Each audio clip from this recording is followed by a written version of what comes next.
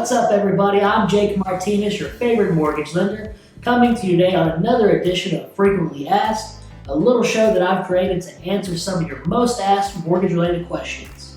I don't want to take up too much of your time, so let's go ahead and get started with question one.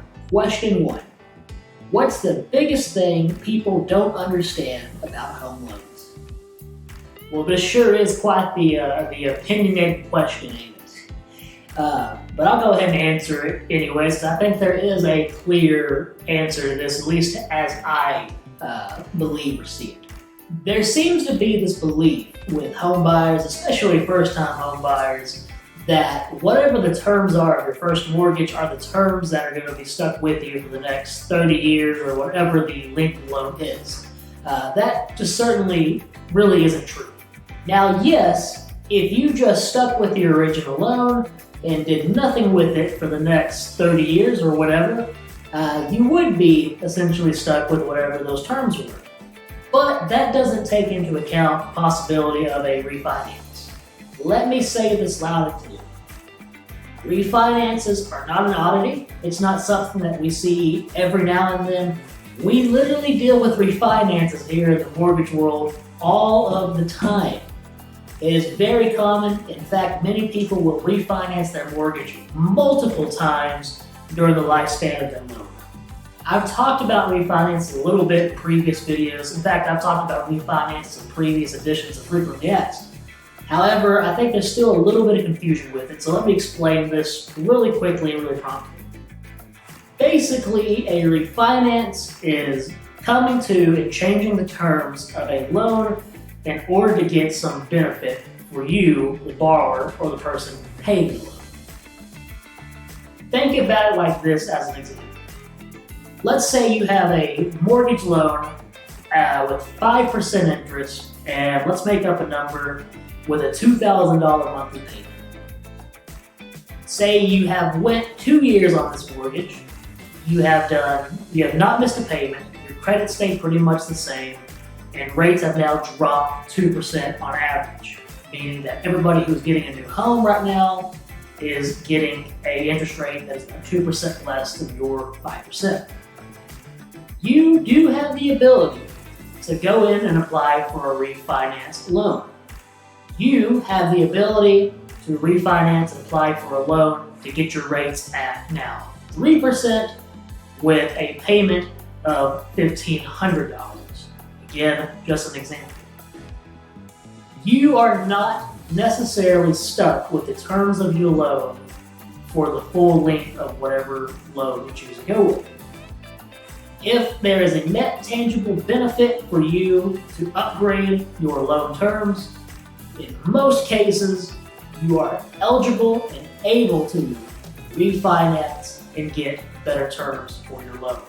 So, everywhere in the news, right now especially with the way interest rates are, everybody's telling you it's a horrible time to buy.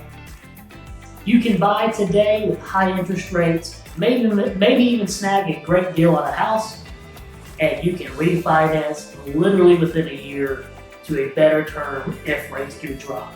Stop waiting for rates to drop. Be proactive. Take advantage of the current situation and put it in your own hands, and just know that you can refinance later on down the road. Question 2.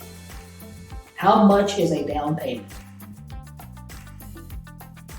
Most people that I talk to, again, especially with first-time home buyers, have this assumption that they have to put 20% down in order to get a mortgage.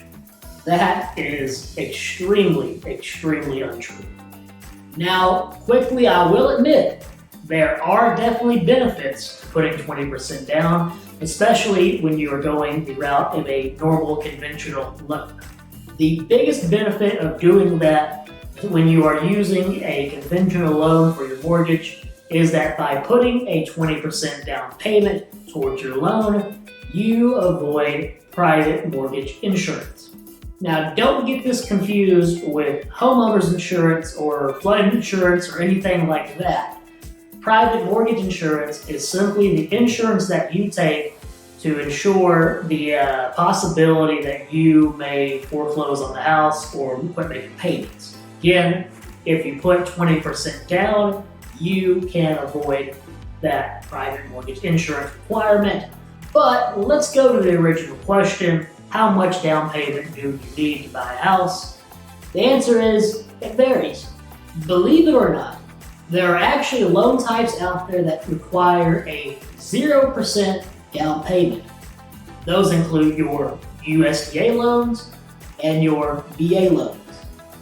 However, not every person out there is eligible to get one of those loan types. I'll make sure to put some of the eligibility requirements here on the screen before you now. The other two big loan types that we use quite often are, of course, your conventional or regular loan, which requires a 3% down payment for first-time home buyers, or your FHA loan, which requires only 3.5% for any down payment. Now, just because I want to be transparent and honest with you, I do want you to keep in mind, especially if you're watching my videos in order to start preparing or saving up to purchase a house one day, your down payment is only one portion of the fees that you're going to have to accumulate in order to get into a house. Your down payment is one thing to look at and save up for, but you also have to consider your closing cost. In most cases, closing costs such as your origination fees, title fees, all that good stuff, those can vary with how much you as the buyer are expected to pay for. On average though, we see that closing costs for buyers typically range in about 3% of the home's value. Again, that can change, and believe it or not, sellers can actually contribute towards your closing costs. Now I know I like to talk quite a bit, as you can tell, and this is probably the long way around the bush to answer a very simple question. So again, just to confirm and reiterate, for USDA and VA loans, the down payment requirement is literally 0%, but you'll have to see if you're eligible to receive those loan types. For a FHA loan, down payment requirement is 3.5%, and for a standard conventional loan for first-time home buyers, the down payment requirement is 3%.